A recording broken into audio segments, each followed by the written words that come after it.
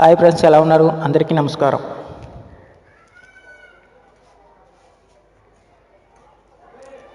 దేవుడికి పెట్టిన ప్రసాదం చీమలు తింటే మీకు జరగబోయేది ఇదే.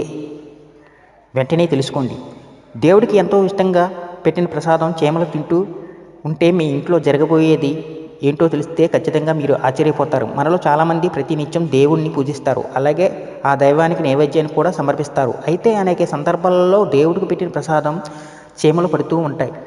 ఒక్కొక్కసారి అనిపిస్తూ ఉంటుంది, దేవుడికని పెట్టిన ప్రసాదాన్ని చీమలు పట్టడం లేదా చీమలు ప్రసాదాన్ని తీసుకువెళ్ళటం మన ఇంట్లో ఏదైనా జరుగుతుందని భయమేస్తూ ఉంటుంది. అసలు ఇలా జరగొచ్చా, జరగకూడదా అని అనేక సందేహాలు ఉంటాయి.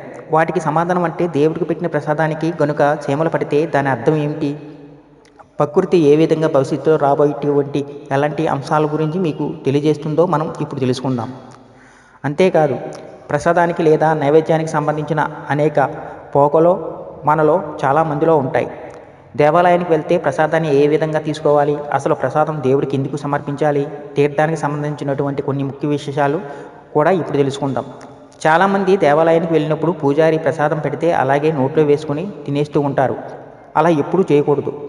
పక్షులకు చేతులు ఉండవు కాబట్టి అలా నేరుగా తింటాయి. కానీ మనకు దేవుడు 2 చేతులు ఇచ్చాడు. కుడి చేతితో ప్రసాదాన్ని తీసుకొని దాన్ని ఎడమ చేతిలోకి మార్చుకొని కుడి చేతితో కొద్ది కొద్దిగా తీసుకొని తినాలి. అలా కాకుండా కుడి చేతిలోకి తీసుకొని ఒకేసారి నోటిలో వేసుకుంటే మరో జన్మలో పక్షులే పుడతారని చెప్తారు. మన అరచేతిలో 3 దేవతలు నివాసం ఉంటారని, అందుకే నిద్ర లేవగానే అరచేతిని మొదటిగా చూసుకోమని పెద్దలు చెప్తారు. తెలియని వారు తప్పకుండా తెలుసుకుని దేవుని ప్రసాదాన్ని లేదా నైవేద్యాన్ని తీర్థాన్ని తీసుకోవాల్సి ఉంటుంది. అయితే ప్రసాదానికి చీమలు పడితే ఏదైనా జరుగుతుందా అనేటువంటి సందేహాలు చాలామందికి ఉంటాయి. అసలు ఇంట్లో చీమలు కనిపించడం ఎంతో అదృష్టంతో కూడుకున్నటువంటి పని. మన ఇంట్లో ఉన్న ఫలంగా నల్లసీమలు కనిపిస్తే మనకు ఆకస్మిక ధన లాభం కలుగుపోతుంది అని, లక్ష్మీ కటాక్షం కలగబోతుంది అని పెద్దలు చెప్తూ ఉంటారు. అలాగే ఎర్రసీమలు కనిపిస్తే చెడుకు శకునం అని చెప్తూ ఉంటారు. ఇంట్లో గనక ఎర్రసీమలు ఉన్న ఫలంగా కనిపిస్తే అది జరగబోయే చెడుకి సంకేతముగా చెప్తూ ఉంటారు.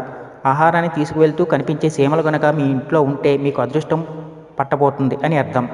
సాధారణంగా ఇంట్లో పూజ అయిపోయిన తర్వాత ప్రసాదం అందరూ తీసుకున్న తర్వాత మిగిలి ఉన్న ప్రసాదాన్ని కానీ, దేవునికి దగ్గర పెట్టిన నైవేద్యాన్ని కానీ చీమలు పట్టడం అందరూ గమనిస్తూ ఉంటారు. ఇలా పడితే మీకు ఉన్నటువంటి ఆర్థిక కష్టాల నుంచి మీరు బయటపడతారు అని అర్థం. ఏమాత్రం భయపడవలసిన అవసరం లేదు. ఎవరైతే ఆర్థికంగా డబ్బు లేకుండా అనేక రకాలుగా ఆర్థికపరమైన ఇబ్బందుల్లో సతమతమవుతున్నారో వారు ఆ కష్టాల నుంచి తప్పక బయటపడతారు.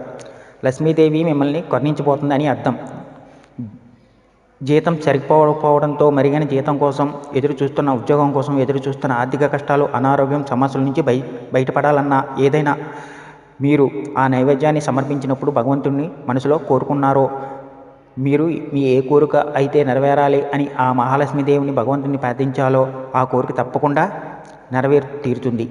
అవి చీమల రూపంలో ప్రకృతి ద్వారా భగవంతుడికి మనకి తెలియజేస్తున్నాడు అని తెలుసుకోండి. కాబట్టి నైవేద్యానికి కానీ ప్రసాదానికి కానీ చీమలు పడితే భయపడవలసిన, సందేహించవలసిన అవసరం లేదు.